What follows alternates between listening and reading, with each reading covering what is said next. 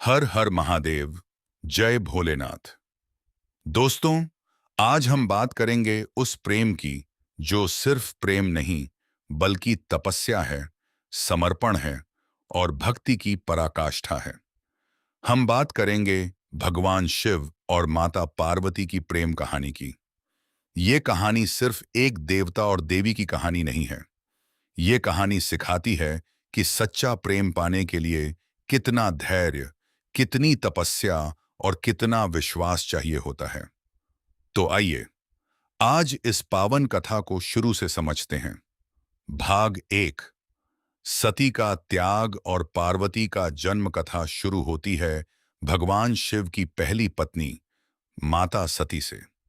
सती राजा दक्ष की पुत्री थीं और उन्होंने अपने पिता की इच्छा के विरुद्ध जाकर भगवान शिव से विवाह किया था।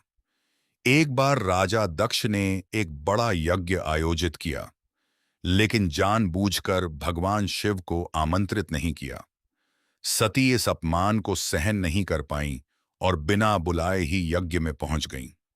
वहां दक्ष ने सबके सामने भगवान शिव का अपमान किया। यह अपमान सती के लिए असहनीय हो गया। क्रोध और पीड़ा में उन्होंने खुद को यज्ञ की अग्नि में समर्पित कर दिया। जब यह समाचार भगवान शिव तक पहुंचा तो सृष्टि हिल उठी। शिव का क्रोध इतना प्रचंड था कि उन्होंने सती के शरीर को उठाकर तांडव करना शुरू कर दिया। पूरा ब्रह्मांड कांप उठा। समय बीता और सती ने पुनः हिमालय राज और माता मैनावती के घर पार्वती के रूप में जन्म लिया। लेकिन इस जन्म में भी उनके मन में एक ही इच्छा थी, भगवान शिव को फिर से पति रूप में पाना। लेकिन यह इतना आसान नहीं था। भगवान शिव सती के वियोग में गहरे तप में लीन हो चुके थे।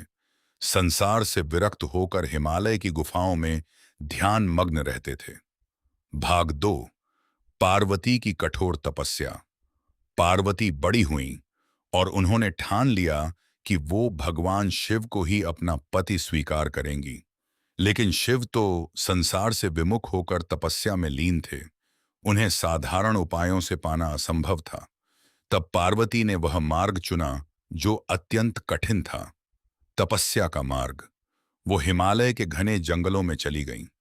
गर्मी में चारों ओर धधकती अग्नि के बीच बैठकर तप किया। सर्दी में बर्फ में खड़े होकर तप किया। बारिश में भीगते हुए तप किया। उन्होंने अन्न जल तक त्याग दिया। उनकी इस कठोर तपस्या को देखकर उन्हें अपर्णा कहा जाने लगा, यानी जिसने पत्ते खाना भी छोड़ दिया। देवताओं ने भी देखा कि पार्वती की भक्ति और तपस्या अद्भुत थी। लेकिन भगवान शिव अपने ध्यान में इतने लीन थे कि बाहरी संसार का उन्हें कोई भान ही नहीं था। तब देवताओं ने कामदेव से सहायता मांगी ताकि वे शिव के मन में प्रेम की भावना जगा सकें। कामदेव ने साहस करके शिव पर अपना पुष्प बाण चलाया, लेकिन शिव की समाधि भंग होते ही उनका क्रोध जाग उठा और उन्होंने अपने तीसरे नेत्र से कामदेव को भस्म कर दिया। यह देखकर सभी स्तब्ध रह गए। पार्वती को भी गहरा दुख हुआ, लेकिन उन्होंने हार नहीं मानी।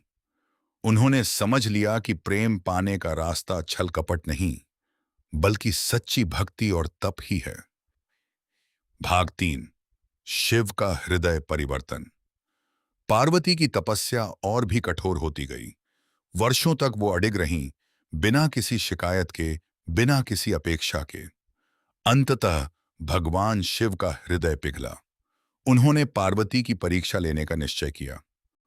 वे एक वृद्ध ब्राह्मण का रूप धारण करके पार्वती के पास पहुंचे और उनसे पूछा, हे देवी, तुम इतनी सुंदर और गुणवान हो, फिर भी तुम उस शिव के लिए तप क्यों कर रही हो जो श्मशान में रहते हैं, जिनके शरीर पर भस्म लगी रहती है, जिनके गले में सर्प लिपटे रहते हैं? पार्वती ने बिना एक पल रुके उत्तर दिया, मेरे लिए शिव का बाहरी रूप मायने नहीं रखता। मैंने उनके भीतर की करुणा, उनकी सच्चाई और उनकी दिव्यता को चुना है। मुझे उनके अलावा कोई और स्वीकार नहीं। यह सुनकर भगवान शिव अपने असली रूप में प्रकट हुए। उन्होंने पार्वती की अटूट भक्ति और प्रेम को स्वीकार किया और उन्हें अपनी अर्धांगिनी के रूप में स्वीकार करने का वचन दिया। यह वो क्षण था जब वर्षों की तपस्या, वर्षों का इंतजार आखिरकार फलीभूत हुआ। भाग 4। विवाह और शिक्षा। भगवान शिव और माता पार्वती का विवाह पूरे विधि विधान से हुआ। सभी देवी देवता इस पावन अवसर के साक्षी बने।